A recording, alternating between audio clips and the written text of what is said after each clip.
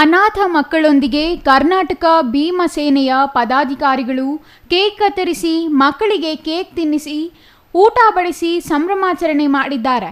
ಬಳಿಕ ಕರ್ನಾಟಕ ಭೀಮಸೇನೆ ಜಿಲ್ಲಾಧ್ಯಕ್ಷ ಸರ್ವೇಶ್ ಮಾತನಾಡಿ, ರಾಜ್ಯಾದ್ಯಂತ ಸಂಘಟನೆ ಬಲಿಷ್ಠವಾಗಿ ಬೆಳೆಯುತ್ತಿದೆ.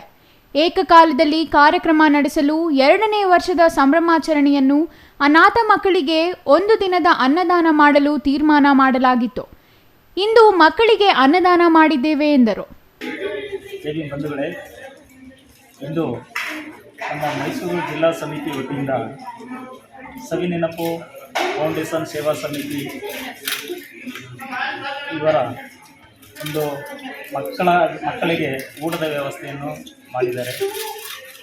ಇವತ್ತು ಕರ್ನಾಟಕ ಭೀಮಸೇನೆ ಸ್ಥಾಪನೆಯಾದ 2ನೇ ವರ್ಷದ ವಾರ್ಷಿಕೋತ್ಸವದ ಅಂಗವಾಗಿ ನಮ್ಮ ಮೈಸೂರು ತಾಲೂಕು, ಮೈಸೂರು ಜಿಲ್ಲೆ ಹಾಗೂ ನಂಜನಗೂಡು ತಾಲೂಕು ಎಲ್ಲರೂ ಸೇರಿ ಇವತ್ತು ಒಂದು ಮಕ್ಕಳಿಗೆ ಒಂದು ಊಟದ ವ್ಯವಸ್ಥೆಯನ್ನು ಮಾಡಿ, ನಮ್ಮ ರಾಜ್ಯಾಧ್ಯಕ್ಷರ ಆದೇಶದ ಮೇರೆಗೆ ಎಲ್ಲ ಜಿಲ್ಲೆಗಳಲ್ಲೂ ಹಣ್ಣು ಹಂಪಲ ರೋಗಿಗಳಿಗೆ ಹಣ್ಣು ಹಂಪಲು ವಿತರಿಸುವ ಕಾರ್ಯಕ್ರಮಗಳು ಅಥವಾ ಇಂಥ ಮಕ್ಕಳಿಗೆ ಊಟದ ವ್ಯವಸ್ಥೆಯನ್ನು ಮಾಡಿ ಅಂತ ಆದೇಶ ನೀಡಿದರು.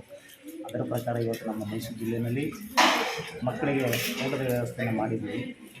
ಈ ಸಂದರ್ಭದಲ್ಲಿ ಸಂಘಟನೆ ಜಿಲ್ಲಾ ಗೌರವಾಧ್ಯಕ್ಷ ಮಾದೇಶ್, ಮೈಸೂರು ತಾಲೂಕು ಗೌರವಾಧ್ಯಕ್ಷ ವೈರ್ಮುಡಿ, ಮೈಸೂರು ತಾಲೂಕು ಅಧ್ಯಕ್ಷ ಮಲ್ಲೇಶ್, ಜಿಲ್ಲಾ ಕಾರ್ಯದರ್ಶಿ ಬಾಲರಾಜು, ನಗರ ಸಂಘಟನಾ ಕಾರ್ಯದರ್ಶಿ ರವಿಚಂದ್ರ, ನಂಜನಗೂಡು ತಾಲೂಕು ಅಧ್ಯಕ್ಷ ಬಾಣೂರು ಶಿವಸ್ವಾಮಿ, ಹುಣಸೂರು ತಾಲೂಕು ಅಧ್ಯಕ್ಷ ಶಿವು, ನಂಜನಗೂಡು ತಾಲೂಕು ಗೌರವಾಧ್ಯಕ್ಷ HD ಶಂಭಯ್ಯ ಹಾಜರಿದ್ದರು.